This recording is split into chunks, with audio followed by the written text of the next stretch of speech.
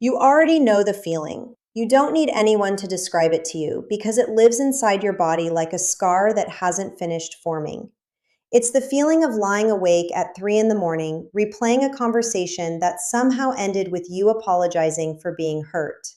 It's the slow, suffocating realization that you have spent weeks, months, maybe years shrinking yourself to fit inside someone else's comfort zone, editing your voice, monitoring your expressions, censoring your own emotions before they even reach the surface, all to keep the peace in a relationship that was never really peaceful. It's the exhaustion that goes deeper than sleep can fix. The kind of tired that lives behind your eyes and in the hollow space between your ribs. You felt it every time you tried to explain how their words wounded you and watched their face shift, not into remorse, not into guilt, but into something cold and calculating, like a chess player rearranging the board. You know this feeling because you lived it. And the fact that you're here reading this tells me something important about you. It tells me that some part of you has finally decided that feeling this way is not something you deserve. And you are absolutely right. But here's where this gets complicated, and where most people make the mistake that costs them years of their life. The question most people ask when they've been broken down by someone psychologically manipulative is this: how do I make them feel what I felt? How do I make them hurt the way they hurt me? That question is completely human, completely understandable, and almost completely useless. Not because you don't deserve for them to understand the pain they caused, but because you are working from an assumption that simply does not match reality. You are assuming that a narcissist experiences pain, guilt, remorse, and empathy the way you do. And that assumption is the very thing that kept you trapped. Let's talk about what a narcissist actually is at the psychological level. Because without this understanding, everything else you try will fail. Narcissistic personality disorder is not simply arrogance. It is not confidence gone too far. It is a profound structural wound in the self, a deep and largely unconscious architecture built to protect a core that the narcissists themselves cannot face. At the center of every clinical narcissist is not pride. At the center is shame. Not the passing shame a healthy person feels when they've done something wrong and corrects it. This is a different kind entirely. It is the kind of shame that feels existential, the kind that whispers they are fundamentally broken, worthless, and unworthy of love. That core wound, which usually forms in early childhood, is too devastating to consciously live with. So the psyche builds a fortress around it. The fortress is the false self, a grandiose, inflated, invulnerable persona that exists specifically to deny the wound beneath it. Everything a narcissist does, every manipulation, every lie, every devaluation, every gaslighting episode, every moment they made you doubt your own sanity, every time they rewrote history and convinced you that your memory was wrong, all of it flows from this single imperative: protect the false self at all costs. And protecting the false self requires one thing above all others: supply. Narcissistic supply is the emotional fuel that keeps the false self inflated. It is attention. It is admiration. It is fear. It is your tears. It is your anger. It is your confusion. It is your desperate attempts to reach them, to make them understand. Every emotional reaction you give, whether love or rage, whether begging or threatening, whether sobbing or sending the perfectly worded message you thought would finally make them get it, every single one of those reactions is supply. Every one tells them that they still matter to you, that they still have power over you, that they are still the gravitational center of your emotional universe. So when you confront them with tears and tell them how deeply they hurt you, they do not feel guilt. They feel satisfied. Not consciously, perhaps, but at the operational level of the psyche, your pain confirms their significance. When you send the angry message listing every single thing they did wrong, they are not reading a list of their failures. They are reading confirmation that you are still consumed by them. And here is the devastating irony nobody tells you early in recovery. The more emotionally reactive you are, the more powerful they feel, and the less actual pain they experience. This is why traditional revenge fails. This is why every dramatic confrontation, every ultimatum delivered with shaking hands and a racing heart, leaves you feeling emptier than before. Because you are fighting with weapons that do not work against the architecture you are fighting against. You are trying to cause guilt in a system that has structurally disabled guilt. You are trying to cause empathy in a psyche that has weaponized the absence of empathy as a survival strategy. You are pouring your life force into a machine that converts your energy into their power. So what actually hurts a narcissist? What actually reaches past the fortress and strikes the wound beneath? The answer is not what most people expect, and when it truly lands in your mind and settles into your bones, it will change everything. What genuinely destabilizes a narcissist, what creates in them the closest thing to actual pain that their psychological architecture allows, is not your anger. It is not your tears. It is not your public call-out or your perfectly crafted revenge. What destabilizes a narcissist is your indifference, your withdrawal, your silence, your complete and total disengagement from the game. What hurts a narcissist is the absence of you. Think about what they cannot tolerate. They cannot tolerate being ignored. They cannot tolerate being irrelevant. They cannot tolerate the realization that you have moved your emotional center away from them, that you are no longer organized around their moods, their approval, their disapproval, their silence, their attention. When you stop reacting, when you stop seeking closure, when you stop trying to make them understand, when you become genuinely and profoundly uninterested in their opinion of you, you remove the one thing their false self cannot survive without. You remove the supply. And when supply is removed, the false self begins to crack, not in a way that produces the remorse you are hoping for, but in a way that produces something that functions like pain for the narcissist. It is called narcissistic injury. And when the injury is sustained, it escalates into narcissistic collapse. Narcissistic injury is what happens when reality penetrates the fortress. When the image they've constructed of themselves as powerful, desirable, and indispensable is contradicted by an undeniable external reality. Your indifference is that contradiction. Your silence is that reality.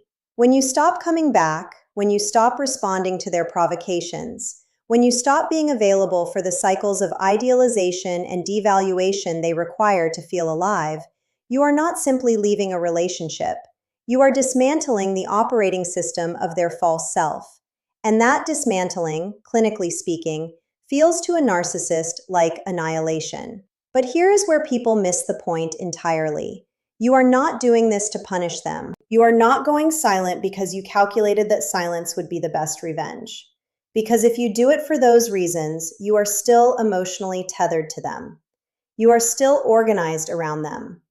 True power does not look like strategic indifference. True power looks like genuine indifference. And the path from strategic to genuine runs directly through the reconstruction of your own identity, your own value, your own inner life. Here is what the narcissist took from you that most people never fully name. They didn't just take your peace of mind or your confidence. What they systematically dismantled, layer by layer, through a process so gradual you barely felt it happening, was your relationship with your own perception of reality. Gaslighting is not just lying. Gaslighting is the deliberate restructuring of your cognitive framework, the systematic replacement of your own sense of what is real with their curated version of events. Over time, you didn't just start to doubt individual memories. You started to doubt the instrument of your own mind. You started to wonder whether you were the problem. You started to edit yourself in real time, checking every thought and feeling against their imagined reaction before you allowed yourself to experience it fully. That is damage to the very center of your sense of self, and recovering it is the only process that matters. Because here is the profound truth beneath all of this. The real answer to how to make a narcissist feel the pain they put you through is not about them at all. It never was. The power move is not revenge. The power move is your recovery, your radical, unapologetic, deliberate, and relentless return to yourself. Every day that you choose your own healing over the compulsion to monitor their life, you are taking something from them. Every day that you rebuild your sense of what is real, what you deserve, what your voice sounds like when it isn't shaped by fear, you are removing something from their reach. The no contact principle is not a tactic of emotional warfare. It is a psychological necessity for recovery. Research in trauma bonding has documented that the intermittent reinforcement cycle used by narcissists, the unpredictable alternation between warmth and cruelty, between idealization and devaluation, creates a biochemical addiction in the brain structurally similar to substance dependence. The highs of idealization flood the brain with dopamine and oxytocin. The lows of devaluation spike cortisol and trigger an anxious drive to restore the bond. This cycle, repeated over months and years, literally rewires the neural architecture of the person on the receiving end. This is why you couldn't just leave. This is why you went back even when you knew. This is why the logical part of your brain knew it was toxic and the rest of you didn't care. It wasn't weakness. It was biology responding to a carefully conditioned pattern. The gray rock method, the psychological strategy of becoming as emotionally unresponsive as a gray rock when interaction is unavoidable, works because it starves the mechanism. The narcissist needs an emotional reaction the way a fire needs oxygen. Give them nothing to react to. No drama, no anger, no visible pain, no visible triumph. Flat, calm, disengaged. You become a surface with nothing to grip. And without emotional grip, the narcissist has no way to regulate their own internal world through you, which is precisely what they've been doing all along. They were not in a relationship with you. They were using the relationship as an external regulatory mechanism for a self that cannot regulate from within. A narcissist does not actually see you. They never did. They saw a reflection of themselves. They saw a source of supply. They saw a function. The person they idealized in the beginning was not you. It was a projection of their own fantasy of the perfect mirror. When you began to show complexity, needs, disagreements, when you began to be a fully realized human being with your own reality, you became a threat to the projection. And so the devaluation began. You were not devalued because you were lacking. You were devalued because you were real. Your humanity itself was the threat. Knowing this, truly absorbing this at a cellular level, is the beginning of your liberation, because it means that none of it was ever about your worth. None of it was a verdict on your value as a person. Every criticism they lodged, every flaw they highlighted, every moment they made you feel small or crazy or too much or not enough, was a projection of the fragments of themselves they could not tolerate seeing. You became the canvas for their disowned shame. And the moment you understand that, deeply, not just intellectually, but in your body and in your gut, the moment you stop trying to appeal the verdict that was never actually about you, you step outside the courtroom entirely. Your recovery is the revenge, not in a petty or performative sense, but in the most profound sense possible. A narcissist needs you to be diminished. They need you to be confused. They need you to be chasing them, explaining yourself, seeking their validation. Their entire relational strategy depends on the other person remaining psychologically subordinate, emotionally reactive, and perpetually off balance.